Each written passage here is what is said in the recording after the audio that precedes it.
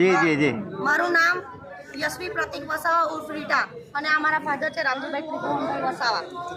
તારીખ 16 તારીખે મારી નાની બેન વૈશાલીના લગ્ન હતા તો ખર્ચી ગામના સુખદેવભાઈ વસાવાએ અમારા ઘરે હેલિકોપ્ટરથી જાન લઈને આવેલા.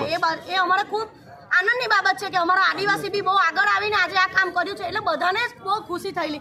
પણ અમુક સમાજના તત્વોએ એટલું બધું ખરાબ કમેન્ટ કરેલી, બોલે તો ભરૂચ પૂછે તો ભરૂચમાં કમેન્ટ કરેલી ને એમાં એમને એવું લખેલું કે ભીલડાઓ બી હવે હેલિકોપ્ટરમાં ફરતા થઈ ગયા છે. તો મેં એને કમેન્ટ કરેલી કે ભાઈ તારે બી ફરવું હોય તો તું બી ફર, તું બીજાનું કેમ આવું બોલે. તો એને મને અભદ્ર ભાષામાં બહુ જ ખરાબ ટિપ્પણી કરેલી છે જે હું બધા વચ્ચે બોલી શકું તેમ નથી. અને એમને એવું કીધેલું કે ચરોતરમાં ખેત મજૂરી કરવા આવે તો તમારી બહેન દીકરી અને યુવાનોને, અમારા યુવાનો એમને એવું કરે છે એટલે તમે બિયારણ તો અમારું જ છે ને. અને એમને પોતે આવું કીધું કે હું મહાદેવના મંદિરનો પૂંજારી છું. તો મારે એને એવું કહેવું છે કે તું મહાદેવના મંદિરનો પૂંજારી છે તો પાર્વતી માતા કોણ હતું? પાર્વતી માતા આદિવાસી ભીલ હતા, બરાબર. અને હર્ષ સંઘવીનો જેવી રીતે તમે વરઘોડો કાઢેલો એવી રીતે વરઘોડો કાઢવો જ પડે.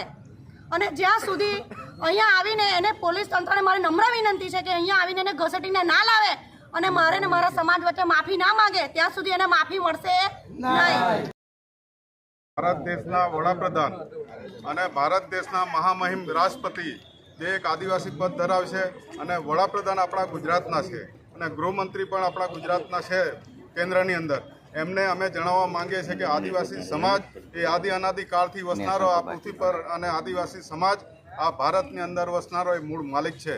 છતાં એને આજકાલના લોકો જેવી અભદ્ર ટિપ્પણી જે કરી છે, જે નડિયાદના છે લાલભાઈ એમને, અને એની આગળ પણ અહીં અંકલેશ્વરમાં એક પિન્ટુ કરીને બોલી ગયો છે, એક કચ્છનો પણ બોલી ગયો છે, એને કંઈ પોલીસ કાર્યવાહી નથી કરતી.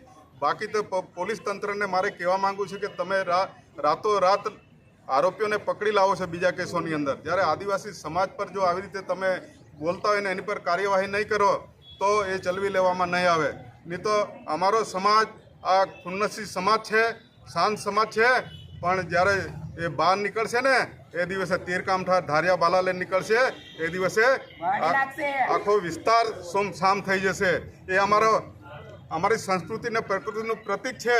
એ અમારા રોજગારી માટેના ઓજારો છે, અમારા ખોરાક માટેના ઓજારો હતા. કદાચ એ ઓજારો કદાચ કોઈના પર ચાલવા માટેની થઈ જાય એ કાળજી સરકારે અને પોલીસ તંત્રએ રાખવાની. અને ખાસ કલેક્ટરશ્રીને અને અહીં ગુજરાતના મુખ્યમંત્રીશ્રીને અમે આજે અહીંથી આવેદન કરીએ છીએ, એમને રજૂઆત કરીએ છીએ કે આમની પર તાત્કાલિક કાર્યવાહી કરે.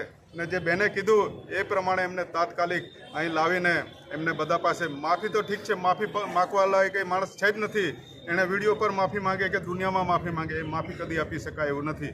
એટલે એને હાચવવાનું કામ તમે કરજો. જો નહીં લાવ્યા તો પછી અમે અમારું કામ અમે કરીશું.